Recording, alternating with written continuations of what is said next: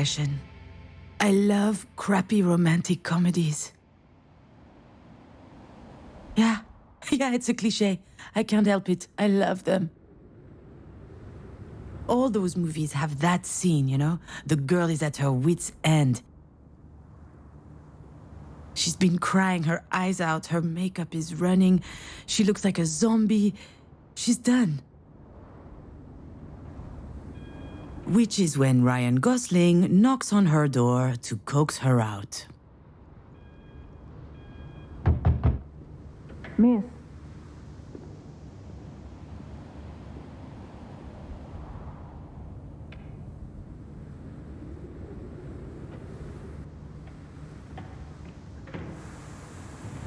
Ah, shit. That sounds nothing like Ryan Gosling. See, this is the problem with my life in a nutshell. It's not romantic, and it's certainly not a comedy. All right, where am I? What happened?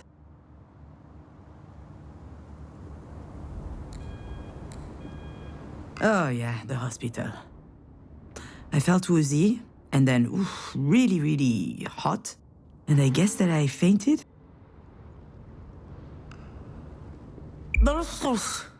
And that's putting it mildly. I'll be all right, though. Are you sure? Aha, as if I could be sure of anything. Still, I should probably update my guardian angel. Actually, now that I think about it, maybe there's something I know for sure. If I have to spend one more second lying on this filthy floor, I'm pretty sure that I'm going to vomit. Vomit again, I guess. I'm just a little nauseous, is all. I just had a little bit of a moment. A big moment. But it's over now. Sorry, I ducked out. I'm already feeling much, much better. I can hardly tell her the truth, can I? Most people don't actually want you to be honest with them.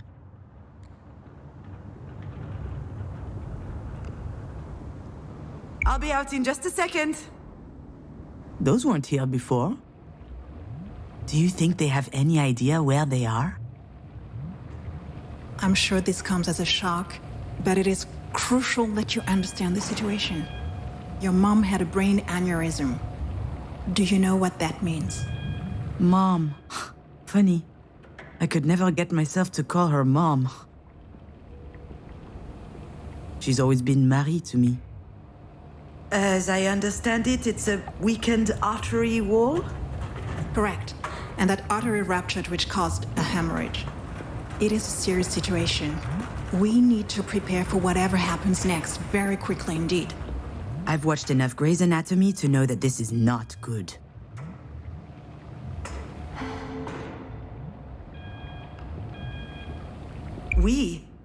I don't know anything about medicine. I work in administration. It's mostly paperwork. I am not going to tell her that I'm a failed screenwriter. She would never take me seriously.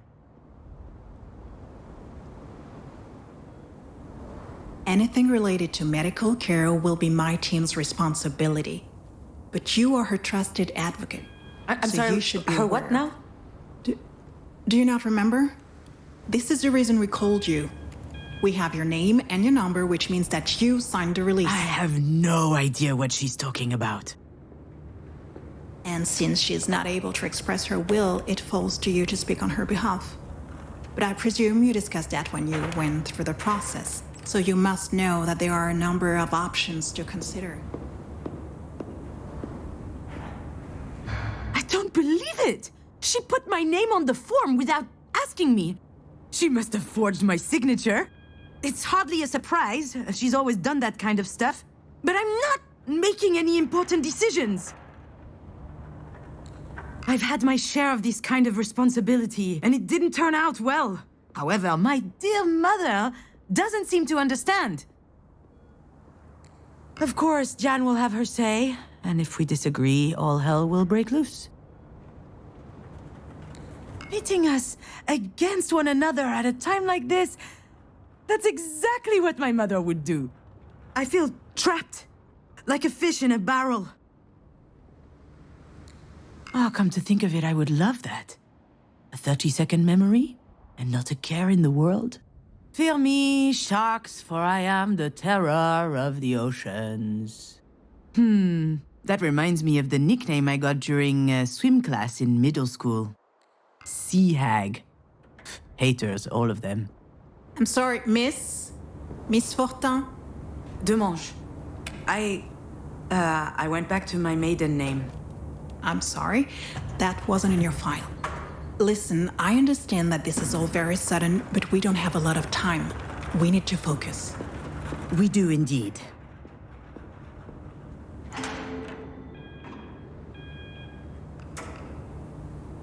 I'm sorry, it's just... It's okay. I understand. It's not an easy situation. Our major concern right now is the hemorrhage is spreading. There's the risk of a cerebral vasospasm. That is a complication which could severely affect her brain. Is she going to die? We're doing our best to make sure that doesn't happen. But there could be long-term consequences. This sort of event severely impacts the body, and mental functions may also be impaired. I need to know if you and your mother will be able to deal with that sort of complication. No, it can't be.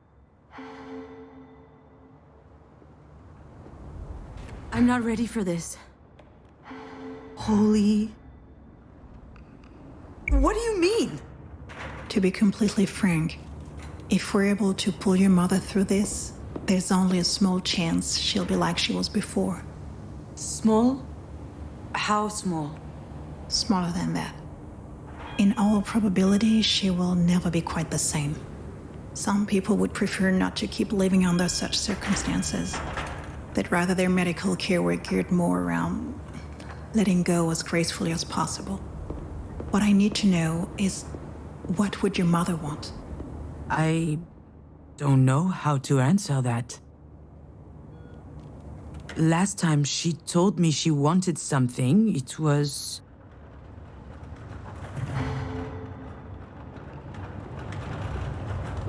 to be in MoMA. Excuse me? MoMA? The museum in New York. Miss Demange, Wait, your mother's that Marie Demange? The artist?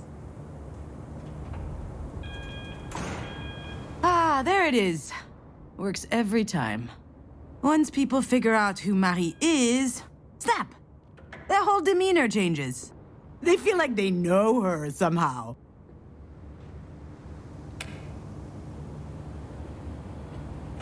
Of course, they're completely wrong. Oh, she takes them in with her dog and pony show.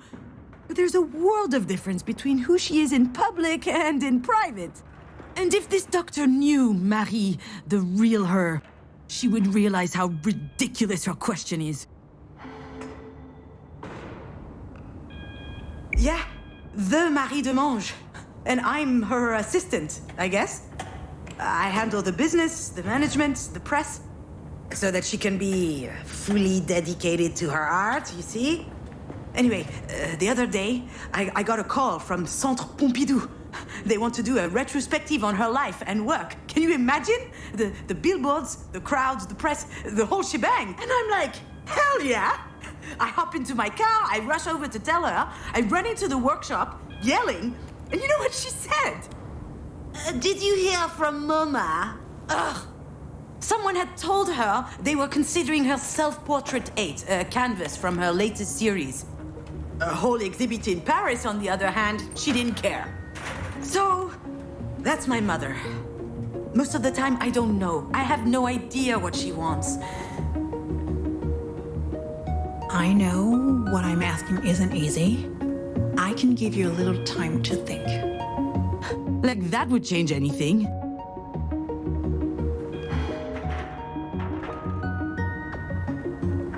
Yeah. I suppose I need to think about it. I'm sorry, I gotta go.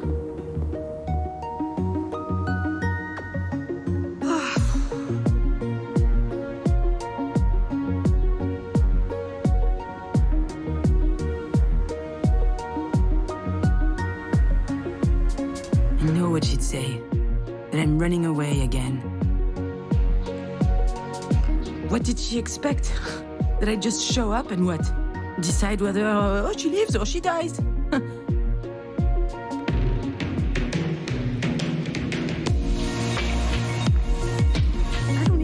I'm supposed to make it to the end of the day, let alone...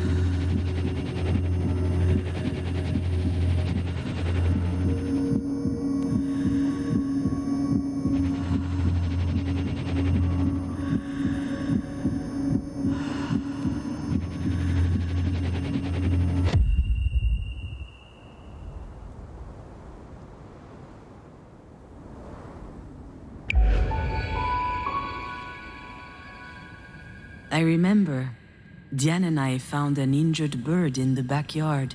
It was tiny.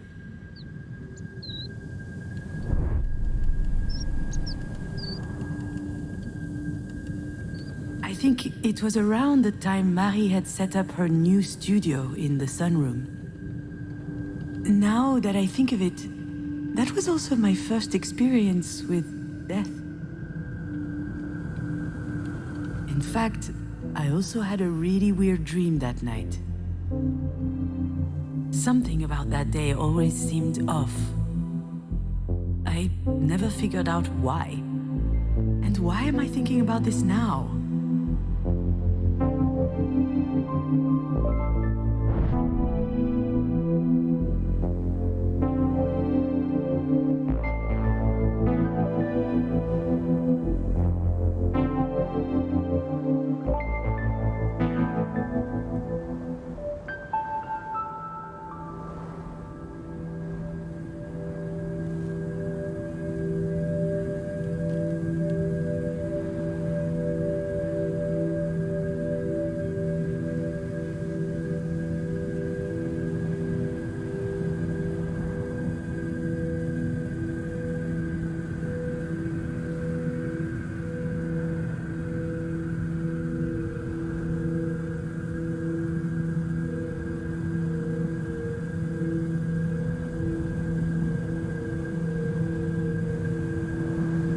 Yeah, Diane was so proud of packing her own suitcase. Her father came to pick her up that afternoon. She spent the weekend with him and her stepsister. I was a bit jealous, but also happy to have some time with my mother, just us.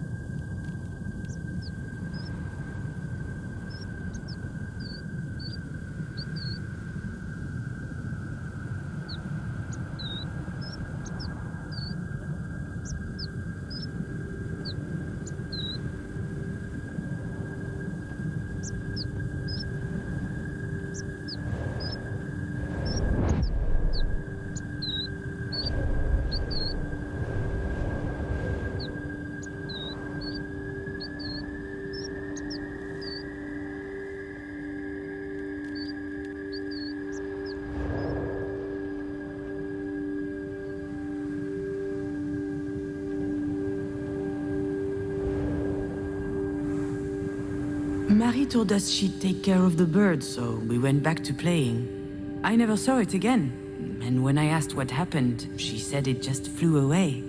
I was so relieved.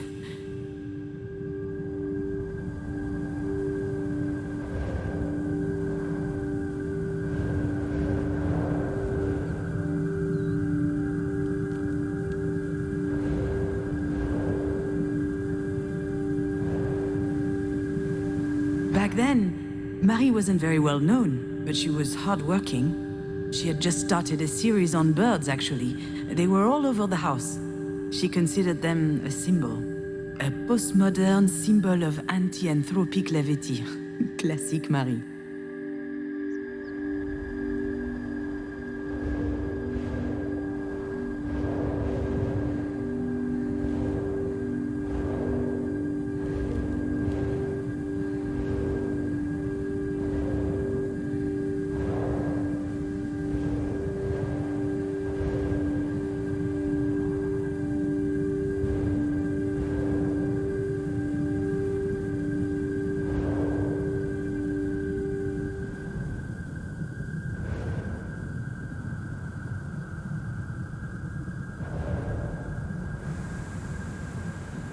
think I saw a big shadow moving down the hallway that night. I imagined a monster bird was visiting us. For a long time, I thought it was just a strange dream.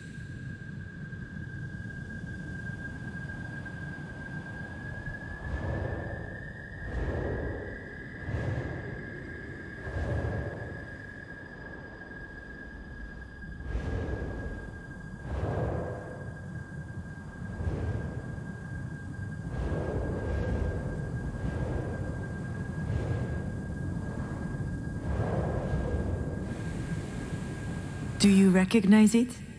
This is the mobile that Marie made me before I was born. It's exquisite and delicate. I loved it. And you did too. I think I still have it in a box somewhere.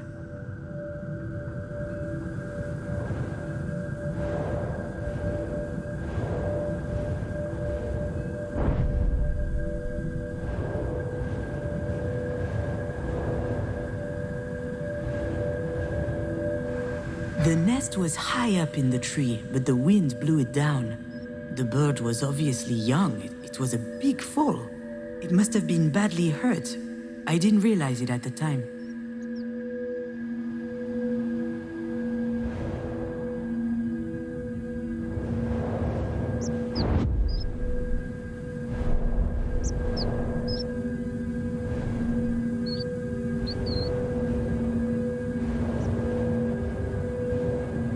Marie was always quite passionate about birds.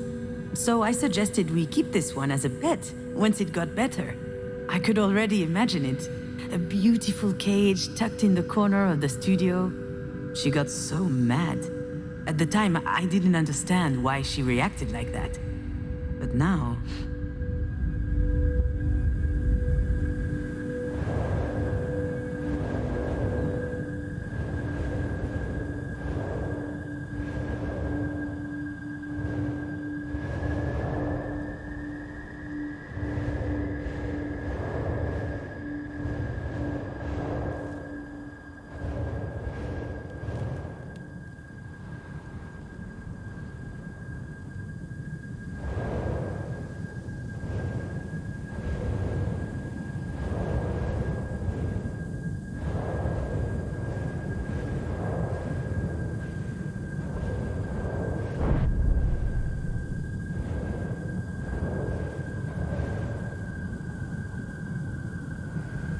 Now I know for certain that someone was in the backyard that night.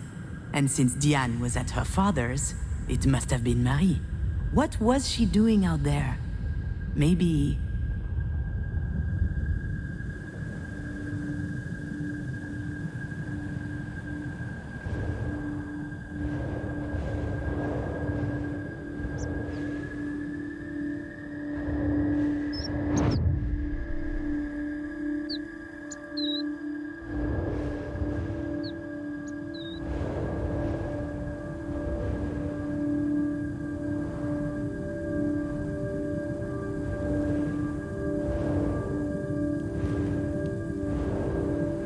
Maybe Marie killed the bird. That's what she was doing out there in the middle of the night, burying it in secret. And it might sound strange, but I also understand why she did it.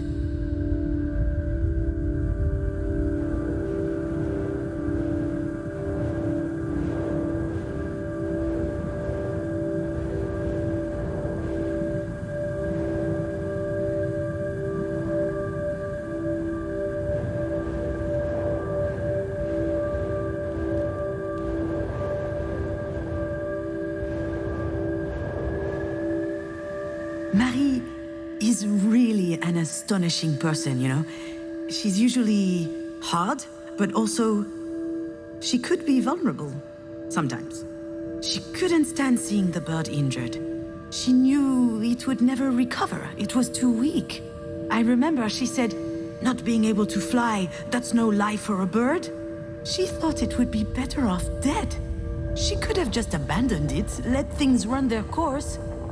But I don't think she did. I think she killed it with her own hands. It sounds cruel, doesn't it? But that's just Marie. That's her outlook on life. She's all or nothing.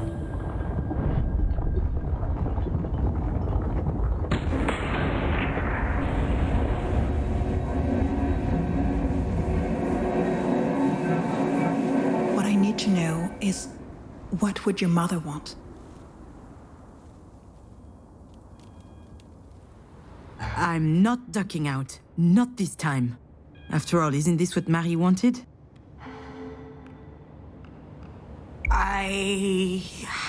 I think...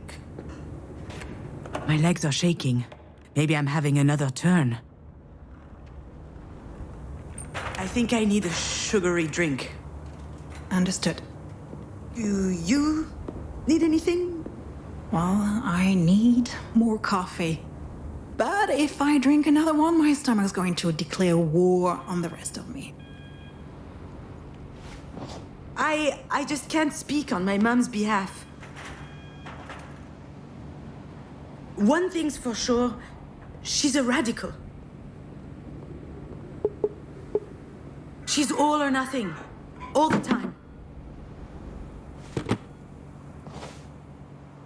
I understand. It's hard to contemplate the idea of living with a disability. It's not that, not at all.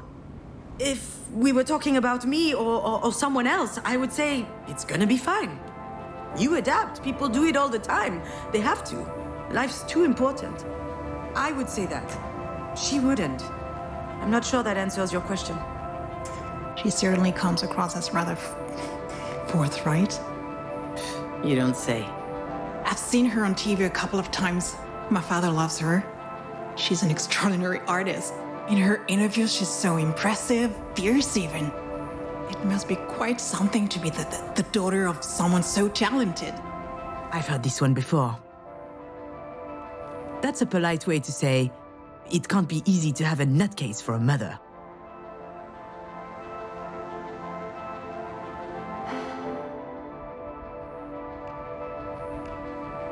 Yes, it's quite an experience.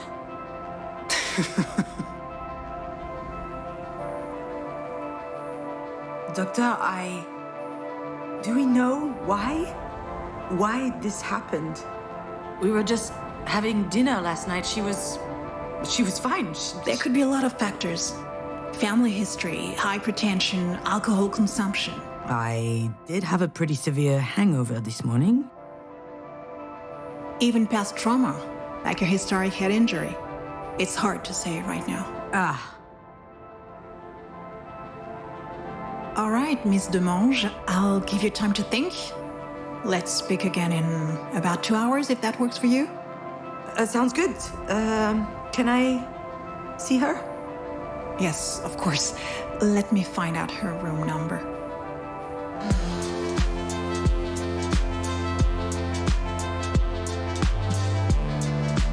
I know what I have to do, what I should do. It wasn't that long ago that I could write this kind of scene without breaking a sweat. I step into the room, there'll be tubes everywhere, beeping sounds. The audience will know that it's serious.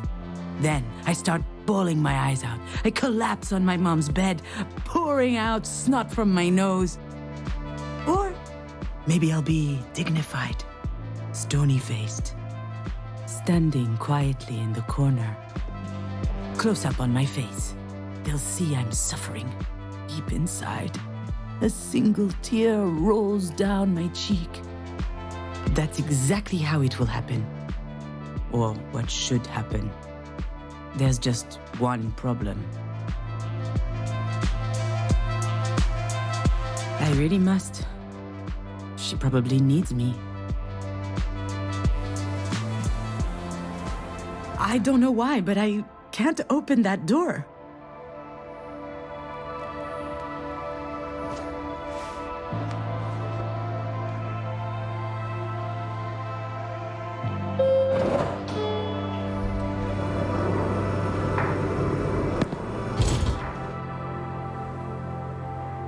It's always stressful to share an elevator with a stranger.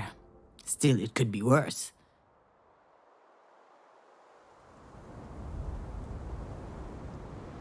Hey, Junon. I could have to share it with my sister. Okay, I'm kidding. We love each other. Love giving each other a hard time. Okay, I love giving her a hard time. For instance. Hey, Didi-Doo. Nothing? I haven't eaten yet. My blood sugar's low, okay? Come with me to the cafeteria. Okay. But if you utter that stupid nickname one more time, I'll strangle you. There it is. She had me worried for a sec.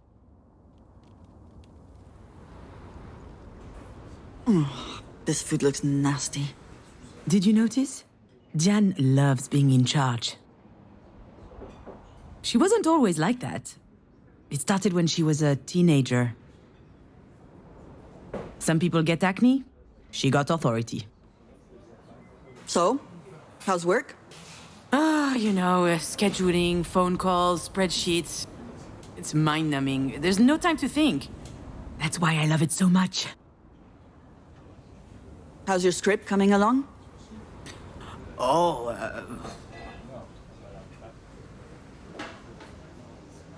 I never should have told her about it.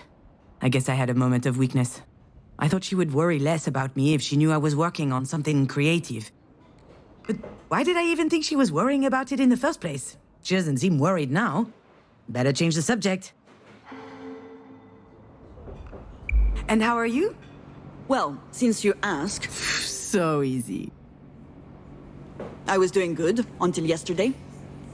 One of my idiot patients up and groped my ass. She's a physical therapist, working with professional athletes. She spends her days massaging pretty boys with 2 brain cells and 0 self-control. She's the best in her field, I've heard. All the major soccer clubs are fighting over her. Probably because she has her own story.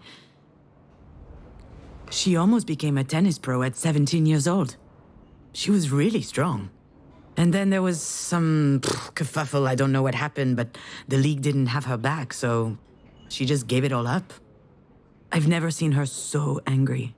Though today's a close second. I wonder what happened to that guy who was stupid enough to grope her. Oh, Jan, I'm sorry. Why, it's not my first rodeo. But that pathetic little virgin really pissed me off. Anyway, he has a broken hand now. Good thing he plays soccer, not volleyball. The worst part is, she's not joking.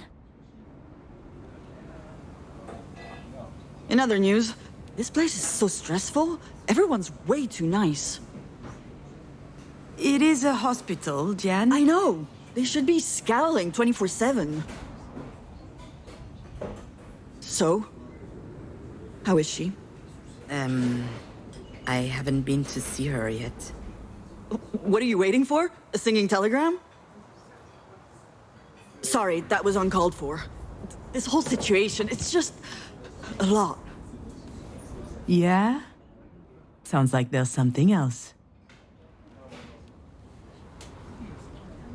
Something else bothering you? No, nothing else. Wanna bet that there's something else? Well, I guess, I did meet with the doctor this morning. She told me about your deal. Between Mom and you. And, to be honest, I was shocked. Were you going to tell me at some point?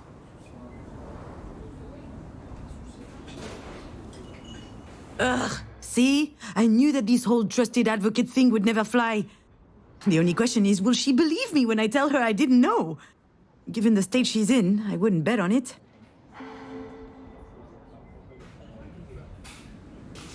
Look, I'm sure you're upset. Of course I'm upset. We just found out that Mom might die. Does that mean nothing to you? It does. Of course it does. But it's okay. I'm handling it. You know, I'm perfectly capable of making this decision. Just leave it to me this time. What's going on, June? I'm sorry? Something's wrong. Could be the grapefruit. I read somewhere that it's really toxic. And, No, it's not the grapefruit. I don't recognize you. You're different. Ooh, she wants to talk. Seriously. That's just her way to cope with stress. She needs to dissect things to understand them. And she needs to understand things in order to control them. So, what's the play? Idiot or goldfish? Maybe if I say nothing, she'll leave me alone?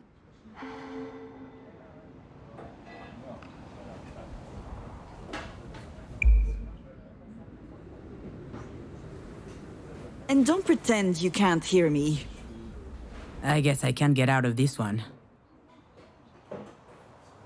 You're acting like some kind of robot. You're all closed off. And you clearly aren't considering how I feel about all this. What's the game here? Where's the Jen I know? She's got some nerve lecturing me as though nothing happened. I'm not gonna lie, she's not entirely wrong. I haven't exactly been brimming over with empathy recently. It's not my fault, you know, it just makes it easier to get through the day. For me, at least. I'm not sure how anyone else manages. Okay, maybe I am a little bit distant, but have you thought about my situation? See? That's exactly the problem. And, okay, this is going to make me sound like a huge asshole yet again, but I'm used to that. I've been meaning to talk to you about this, so why not do it now? We're here for Mom, and you can see how hard this is on me. And yet, here we are, yet again, talking about you. What happened to you was awful. It really was. Absolutely horrible. But that was 5 years ago. It can't be 5 years. It can't be 5 years. It can't be 5 years. It was only yesterday. Why the hell is she bringing this up anyway?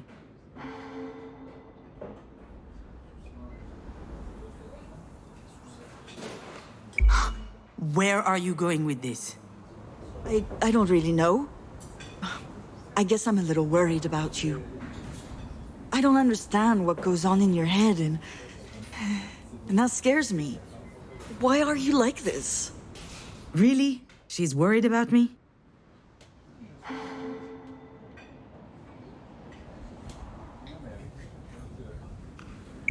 You had to go there, didn't you? You can't help yourself.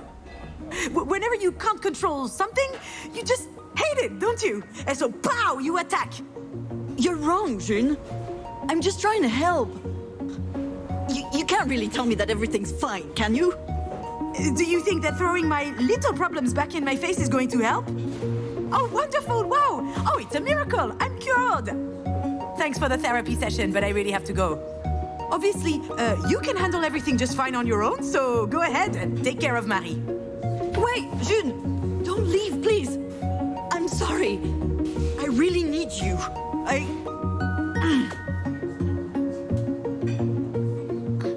really am a dumbass.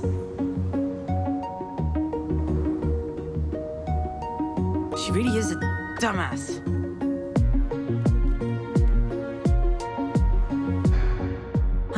Should I be honest? Do I have to? I just grabbed the first opportunity to put up a stink so I could get the hell out of there. Of course I'm weird. And I can see how that might freak her out.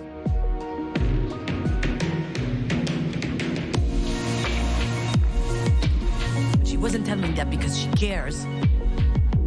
That was her lashing out to hurt me.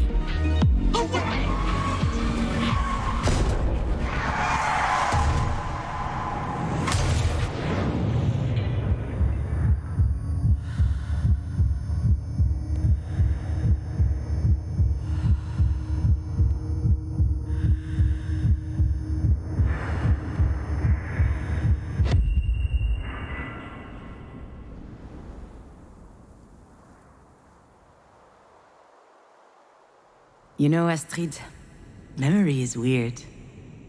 You suddenly remember these moments without knowing why. For instance, one day, I visited a fishery. This was a year or two ago. I was writing the script for a promotional documentary about lobsters, a freelance gig for the Agricultural Chamber of Brittany. Truly the crowning moment of my career. Although for real, I loved writing it. It felt good, going outside, meeting people. And lobsters are fascinating animals. Shall I tell you what I remember?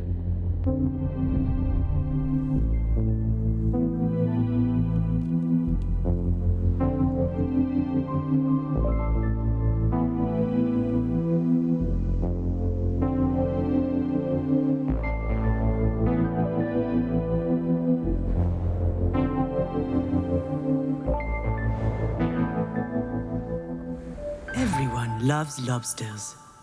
Their exquisite and delicate flesh is prized by the finest gourmets. With a little garlic butter, lemon, or mayonnaise, they're delicious. They're on every great chef's menu. Lobsters are a symbol of wealth and luxury.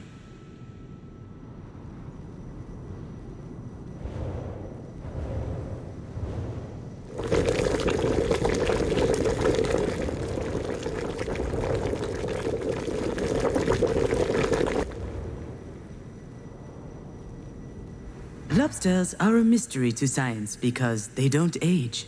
Their cells replace themselves perfectly, which allows them to never stop growing throughout their lives.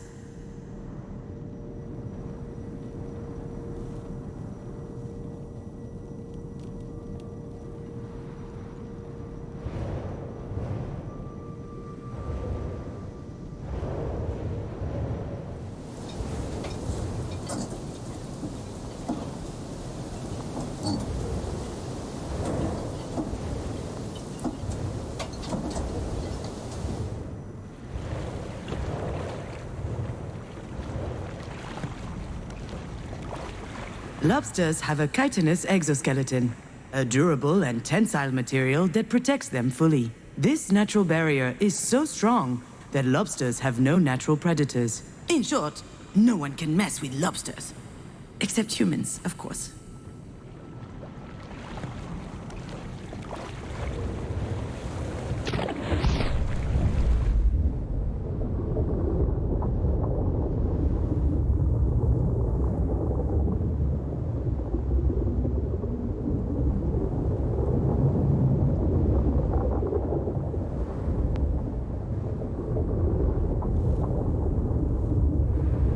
Female lobsters may lay over 100,000 eggs in their lifetime. They keep each clutch underneath their tails for several months. And when the eggs finally hatch, out come a profusion of larvae just a few millimeters long. Can you imagine? Over 100,000 tiny little astrites.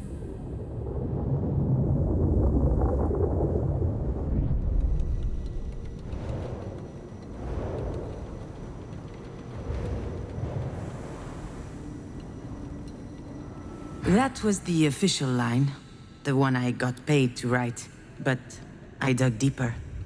You can call me a lot of things, but I'm nothing if not conscientious. I learned a lot about lobsters that the Agricultural Council wouldn't have approved of. Ugly truths we'd rather hide.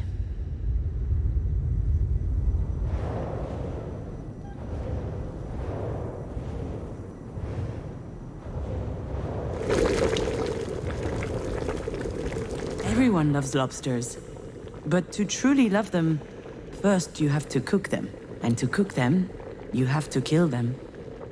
There are two ways, traditional or modern. The traditional way is to chuck lobsters into boiling water. Alive. And wait, their flesh burns, the air bubbles beneath their shell expand and burst their organs. It's horrible. Lobsters don't want to die. But the people who love them don't care about that.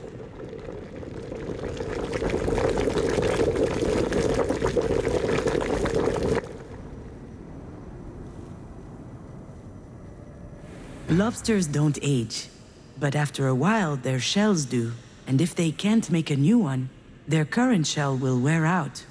It will split. Bacteria, fungi, and other diseases might seep in through these cracks. And then the lobster will rot from the inside.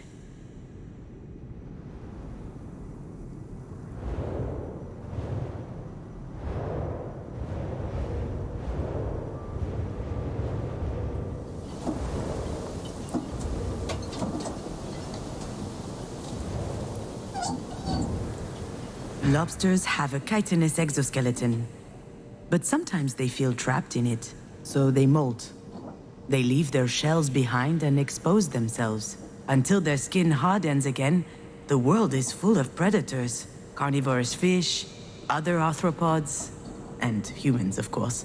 Because when they've just molted, when they're soft, lobsters are their tenderest and their tastiest.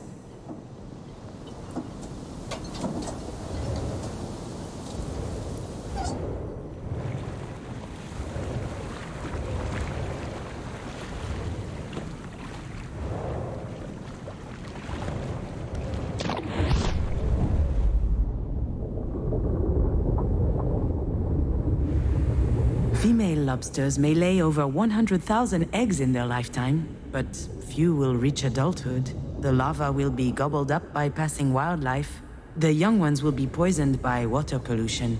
Their livers filled with heavy metals and microplastics. And those who grow big enough will be plucked out of the sea by humans to end up on a fishmonger's stall.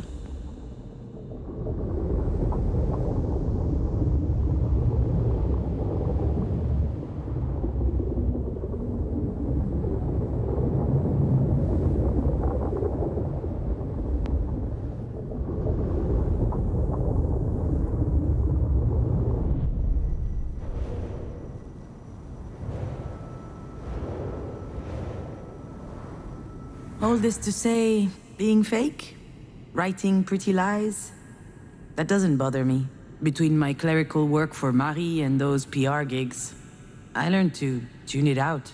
No one wants to know what's in my head, but maybe you do?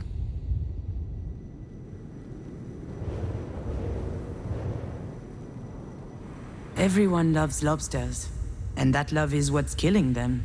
If no one loved them, we'd let lobsters live happily at the cold bottom of the ocean.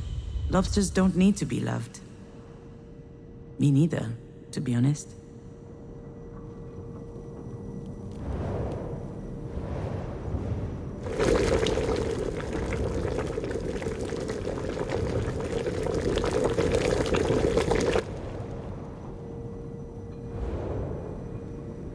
Lobsters don't age.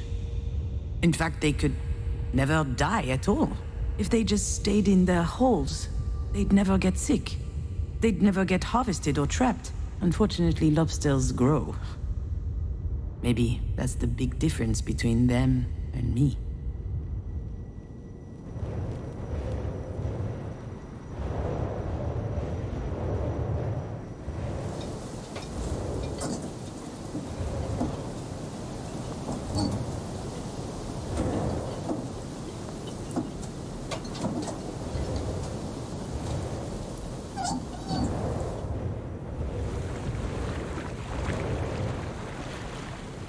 Lobsters have a chitinous exoskeleton that limits their growth. As soon as they shed it, they're in danger. Their enemies notice their weakness. They can smell it, like sharks smell blood. If they can reach a weakened lobster, they'll devour it. They'll tear it apart and feast on its flesh. I don't want to be eaten.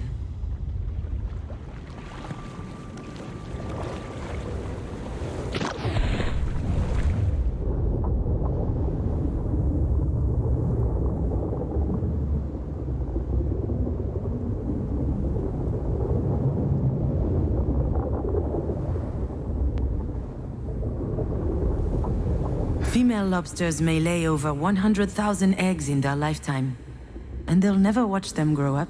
You might think that the sea is salty from all the tears shed by lobster mothers, but they don't cry. What good would all that sorrow do?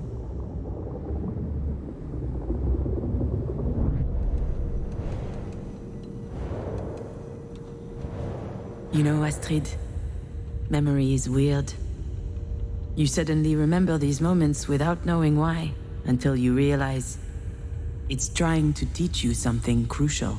That day, I learned that I needed to be stronger than a lobster, to never molt, to never get eaten, to just hide in my hole, to never cry.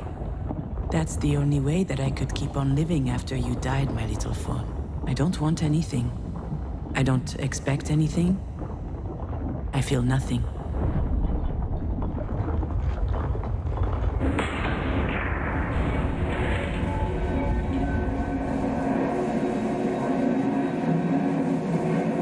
Why are you like this? She's right. I have been weird lately. Honestly, I'm glad she noticed. You're right. I am? Because I was starting to think that I was just being a dumbass. Oh, you're totally a dumbass. You can't just bring up Astrid's death out of the blue and throw it in my face.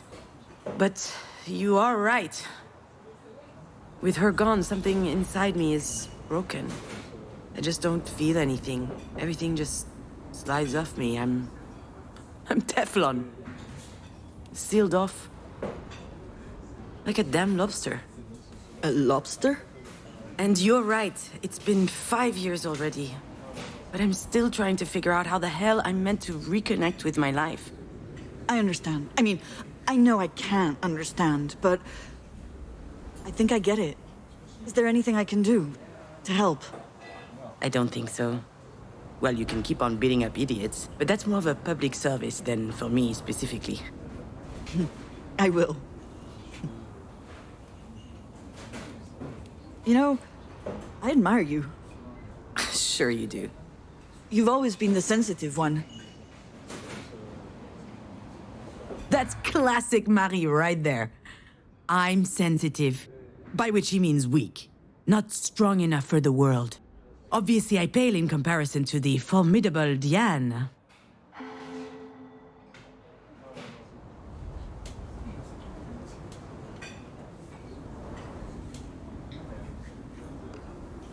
Yep, that's me. So fragile.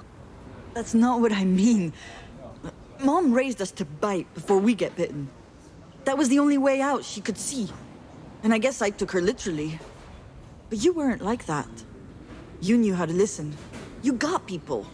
You were less scared of them. I always loved that about you. That's new. What the hell do I say to that?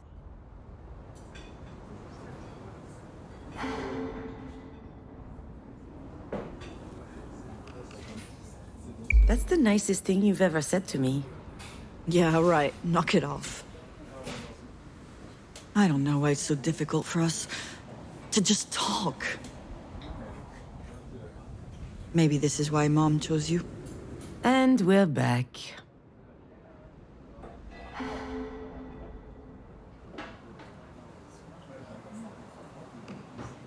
Are you bitter right now? Certainly not. Certainly. No. I mean... You are bitter. You're pouting. Look at your fucking face. Enough, okay? Stop it. This isn't the time. I just don't get it. What is there to get? You know Marie. She's unpredictable. Wait, you mean you didn't know? Well, you should see what my signature looks like on the form. She's the worst. Why would she do that? I have no idea. I guess she thought it made sense since I handled the rest of her paperwork. Unless she thought I was a perfect fit since I'm a Libra with Pisces rising or whatever. All right, but still, it's a big responsibility. And it's a bit weird to ask you, of all people, to make that decision. What am I supposed to do? Scream in the middle of the hospital cafeteria? That's not my style. Although, the way this day is going, it might become my style. You can be pretty clumsy. You can't cook a meal without setting the house on fire. Et voilà! I'm never going to live that down, am I? Depends. Have you figured out a safe way to brown-baked Alaska yet? Whatever. This isn't the time to rehash all that. Really, I don't get it. This is so important. Why would she trust you over me? All right, I've had enough.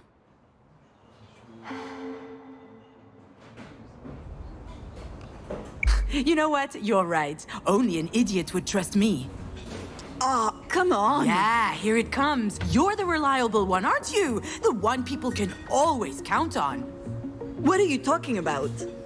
Ugh, I'm out of here. I'd probably just trip over her ventilator or something. Wouldn't want that to happen now, would we? Oh, you're being ridiculous, Junon. Please, sit down. I didn't mean to upset you. Oh, you didn't? Well, you got that wrong.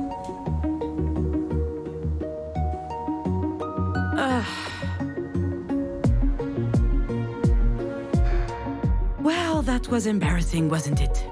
I just can't help it. So Mom wrote my name instead of hers on a worthless paper. What does it matter? Dan and I are stuck in this stupid competition. I hate it, and I feel I can't escape it.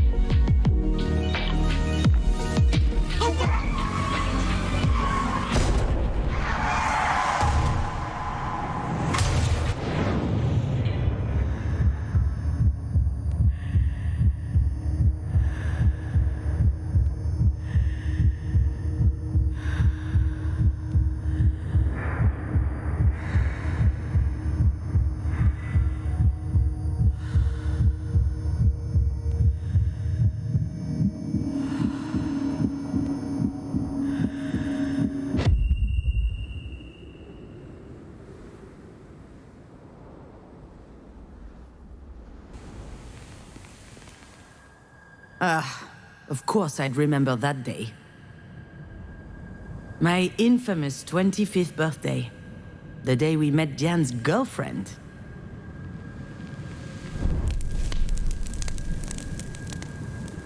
The day we danced a little, ate a little, and drank too much. But most of all, the day everyone went home early because I set the kitchen on fire while making dessert. There's plenty about that night I never told Diane.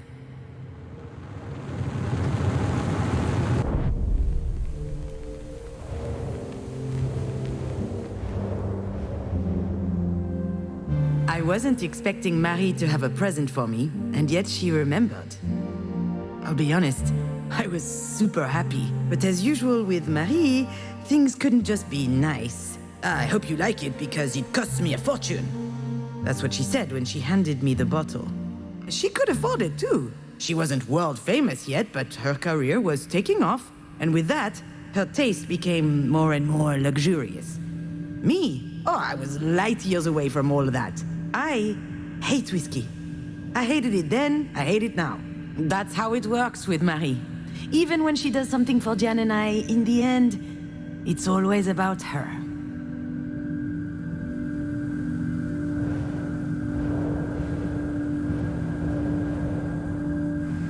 It was the first time Diane introduced us to her girlfriend. Her very first girlfriend. She didn't make a big deal of it. She didn't even tell me that she would have a guest. But I knew it was important to her. And neither Marie nor myself reacted appropriately. She rushed over to hug them both. I don't think I'd ever seen my mother so excited. Then she congratulated Diane for her rejection of patriarchally mandated heteronormativity. Diane didn't say anything, but I could see she was upset. Her intimacy had just been reduced to activism somehow, and I wasn't there to support her. I was furious. It's stupid, I know, but I wanted to enjoy my party. And she showed up with something important to share. All of a sudden, my 25th birthday seemed trite, unimportant. Her girlfriend was called Sasha. She was nice, intuitive, smart, and very pretty.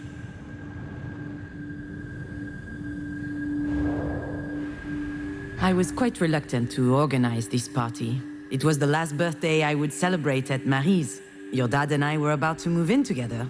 So I wanted to make it special, to impress my mother, earn her respect, maybe even her admiration. But that would only happen if everything were perfect.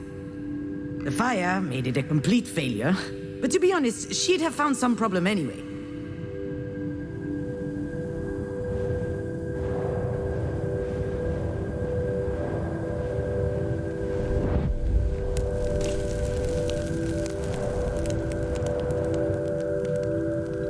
Diane always loved being the center of attention. But when she showed up with her hair cut short and dyed green, I almost didn't recognize her. 19 years strong on this earth, and she couldn't care less about people's opinions.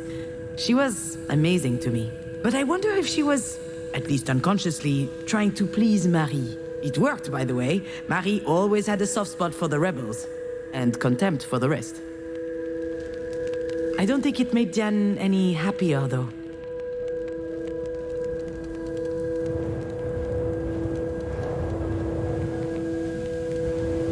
I was so stressed out that night that I started drinking early. Marie loves to drink, so does Diane, and her girlfriend Sasha followed along. Long story short, we got drunk fast. All four of us. We had booze, we had cigarettes, plus the other stuff. And after a while, Diane was completely out. She could barely stand.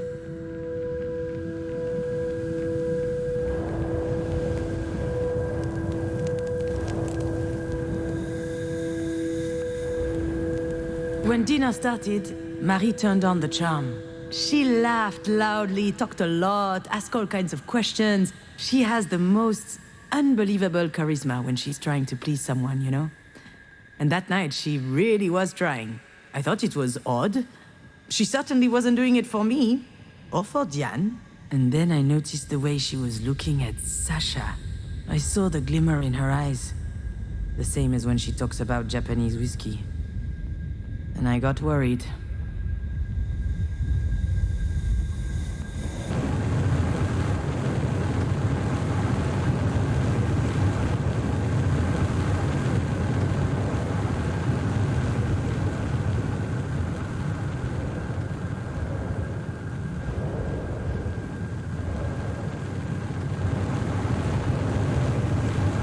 Alex called several times that night. He wanted to know how things were going. He had a hunch things would be tense, and he wanted to be my emotional hotline. I didn't answer. I wanted to fend for myself. It's why I didn't invite him in the first place. I'll admit, sometimes his support was stifling.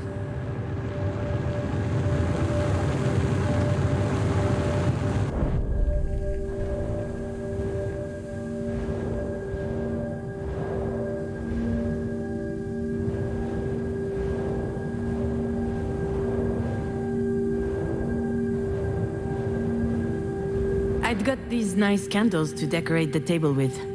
Obviously, I burned myself when lighting them. To no one's surprise, that was typical me. Scavus, they called me. It means clumsy in Latin. Marie coined that one. I didn't mind. Quite the contrary. In any family, everyone plays a role. You just need to find the one that suits you. And I like being the bumbling, fumbling one. That way, at least, the pressure was off.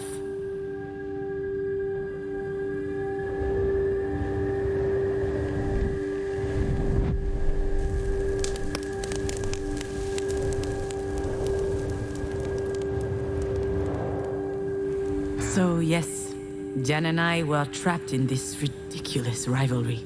The choir girl versus the rebel. The meek versus the indomitable. I'm never taken seriously. She's not allowed to show any sign of weakness, and we hold it against each other. But as soon as we lower our guard, we are saddled with the obvious. It's become more intense as we grew in Marie's shadow. We care about each other more than anyone else.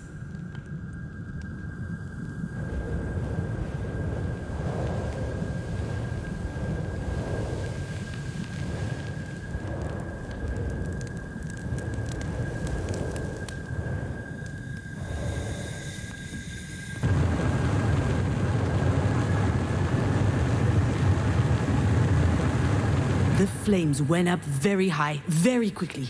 Everyone ran into the kitchen. Marie, Diane, and Sasha. That sobered her up. She grabbed the extinguisher from the cupboard and put out the fire. She laughed her ass off about it later. I said it was an accident. I was trying to brown the baked Alaska, but it got out of hand.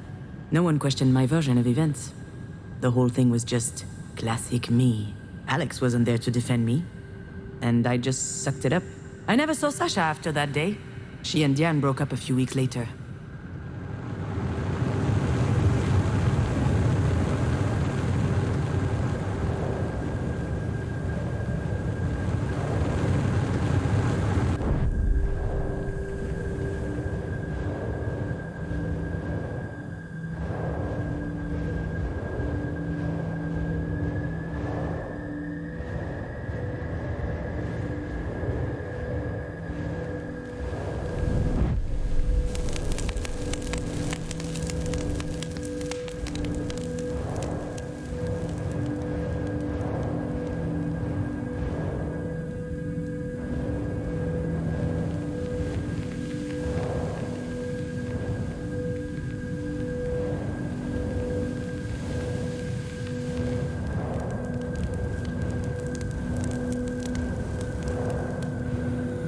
Maybe I was just drunk. Maybe I was imagining things. Maybe I was paranoid. But when Marie invited Sasha to her studio to see the paintings and more, ooh, that raised a flag. She was up to something. She was trying to seduce her. And maybe she could have. I tried to warn Diane, told her to watch out. She was too far gone. She just looked at me. She had this blissed out smile. She could barely keep her eyes open. I had to do something, but I couldn't face Marie head on. I wasn't strong enough, so I improvised.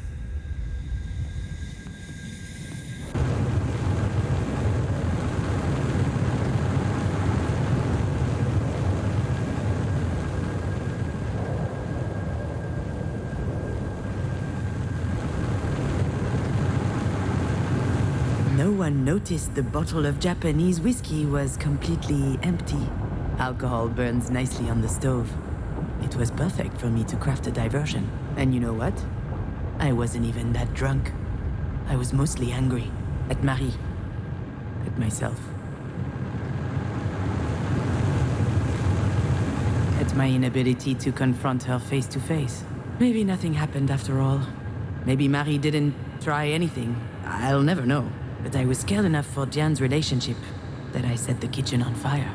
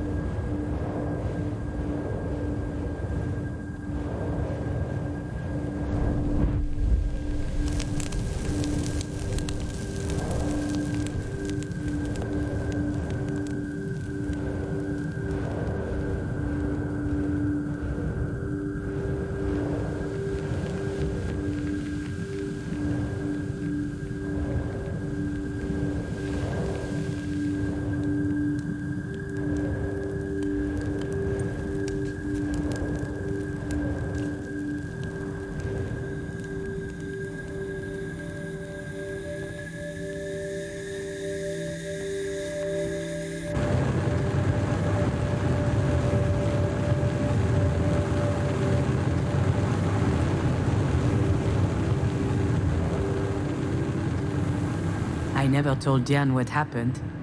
She still thinks I'm a bumbling idiot. I can't tell her the truth, and she wouldn't want to hear it anyway. But what I did that night, I did out of love. Marie always said that you can't trust anyone in life. Well, in that moment, whether she knew it or not, Diane could trust me.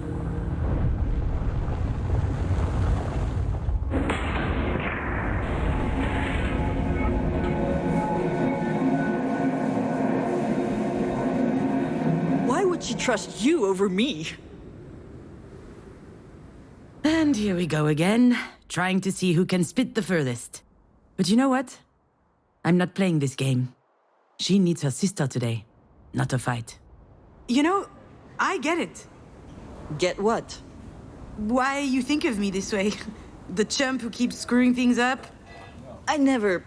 I understand because that's my little routine, you know? What are you saying? What's wrong with me? I'm not about to tell her all my dirty secrets. That wouldn't be like me at all. Although I guess this is a pretty good day for confessions.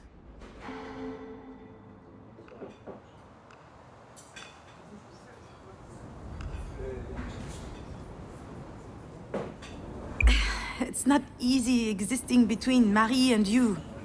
Between the overbearing artist and her gifted little go-getter. So I figured if I played the klutzy ditz, I wouldn't need to compete with either of you. If I'm so gifted, why the hell did I choose this grapefruit? This thing's disgusting. That's my dee-dee-doo. Open your heart a tiny bit and she gets all uncomfortable.